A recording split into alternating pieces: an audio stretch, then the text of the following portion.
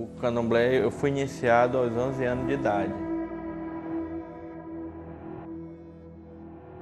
Desde os 11 anos de idade eu fazia ritual. A minha vida era ali aprender como dominar, né? Ali, aprender diretamente, então, não só pela mãe de santo, mas sim pelos espíritos, que eram os professores ali, né? Tanto que aos 13 anos de idade eu já era sacerdote de uma casa de Exum, né? Já comandava uma casa de Exum e todos os sacrifícios daquele terreiro eram comandados já por mim aos 13 anos de idade. Eu me envolvia com as pessoas, mas não tinha compromisso com nada, porque meu compromisso era só com aquilo que eu estava sendo preparado para aquilo, né? Então, quando eu conheci a minha esposa, e ela veio descobrir muito tempo depois, acho que quando ela estava grávida, né? Eu não tinha discriminação nenhuma com a religião dele, até porque eu até estava acreditando naquilo que ele tinha fé dele. Só que eu mantive ela e meu filho todos esses anos afastados dali, porque eu sabia que ali não era o lugar para eles.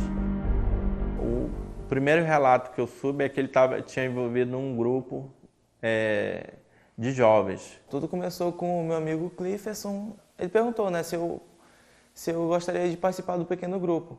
Aí ele falou que ia ser um pequeno grupo de videogame e aquele contato ali com as pessoas cristãs foi assim algo diferente para mim. Eu passei 3 meses frequentando o pequeno grupo e depois de 3 meses eu comecei. Ele me chamou para conhecer o Espaço Alfa. O Petros e a Suzane começaram a conversar comigo, falaram que eles estavam com o projeto de criar o Clube de Desbravadores lá no Espaço Alfa. E eles viram que eu era uma pessoa com potencial. Eu vi que o Ministério do Clube de Desbravadores também seria importante para mim nesse aspecto. Quando eu fui descobrir que era um grupo da igreja, já estava enraizado quando ele tomou a decisão de se batizar. Foi um dos períodos mais difíceis que nós passamos aqui em casa. E ali começou o grande conflito aqui dentro de casa, de religião, porque eu não aceitava. Depois que a minha mãe foi e viu aquilo tudo, ela ficou impressionada com tudo. Aquilo ali começou a mexer muito comigo. E eu me emocionei muito ouvindo aqueles louvores, né? Falando só de Deus, né? E desde aquele dia ela passou a ir para o Espaço Alfa, a frequentar a igreja. Os espíritos diziam que ali era a minha destruição, então eu tinha que contra-atacar. E desde o começo ao fim eu entrei em guerra com a minha família. Tratei mal, desprezei mesmo e o único propósito era que ele desistisse. Tendo conhecimento da palavra, vendo tudo, a comparação que o inimigo faz com a história de Cristo, né? E aquilo tudo para mim se tornou abominável para mim também, né?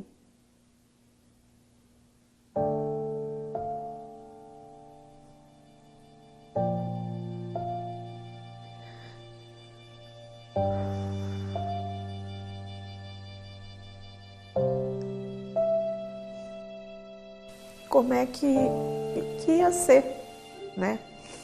Daquele dia em diante. Porque eu sabia que era tipo assim, como se ele tivesse criado um ódio por mim.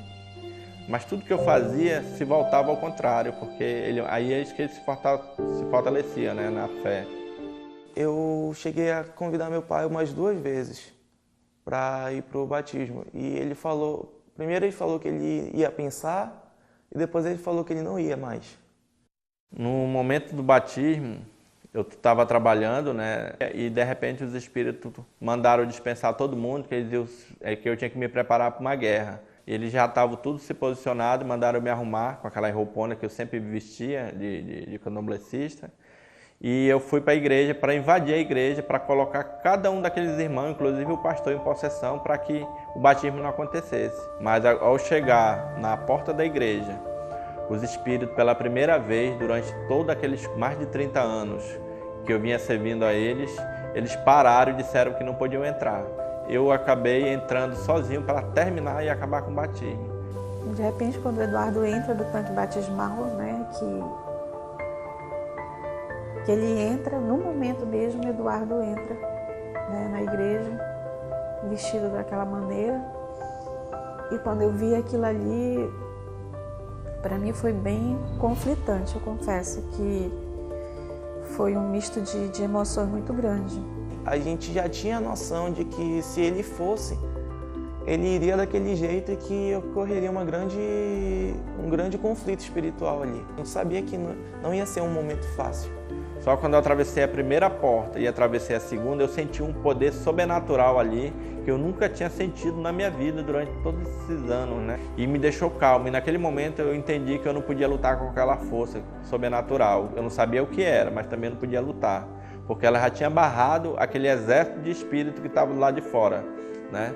E naquele momento eu entendi que a única coisa que eu podia fazer era abençoar meu filho. E naquele momento que ele morreu ali, foi sepultado nas águas, e quando ele voltou para uma nova vida em Cristo Jesus, ele pegou o microfone, agradeceu a todo mundo que estava presente e olhou para mim, dentro dos meus olhos, e disse: Pai, independente da religião... Pai, eu queria dizer para ti que independente da religião, eu te amo muito, Pai.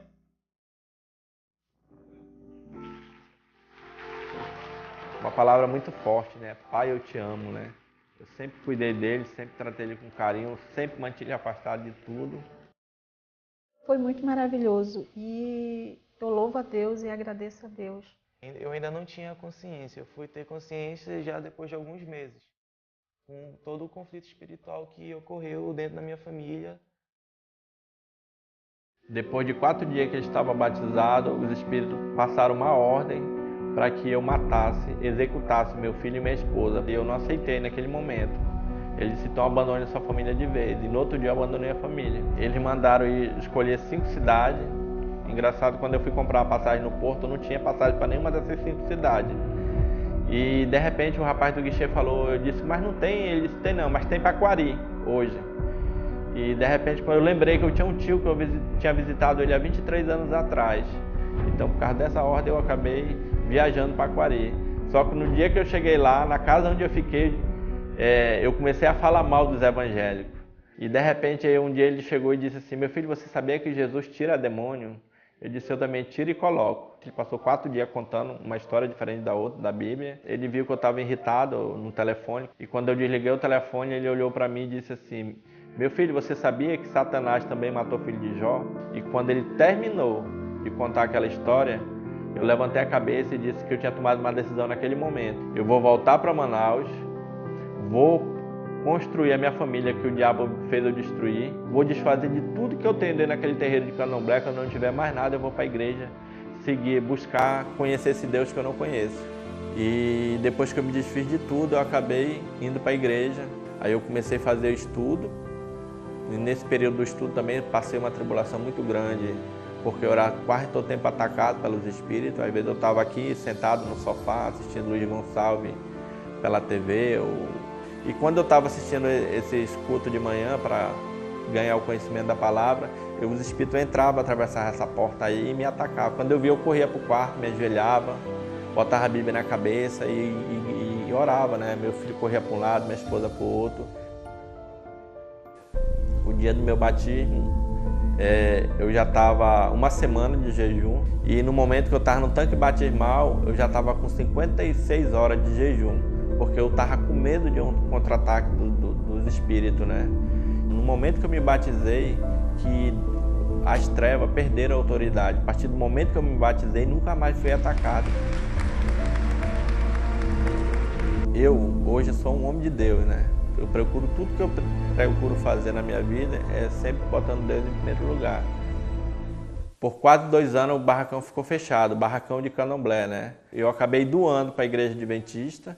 Hoje lá é a igreja 3 do Campos Sales, e mais de 24 pessoas já se batizaram, e agora tem uma nova turma que está se preparando para se batizar. E eu vejo assim Deus agindo maravilhosamente nas nossas vidas. E eu acredito que Deus, Ele ainda tem um propósito muito bom para a gente. Tem sido uma luta diária. Constantemente nós estamos procurando a Deus, procurando fazer o culto familiar, estudar a Bíblia. A mensagem que eu deixo para essas pessoas que estão buscando, que acham que não tem jeito sim. O único caminho é Cristo Jesus. Né? Na palavra está, eu sou o caminho, a verdade e a vida. Né? Ninguém vem ao Pai senão por mim.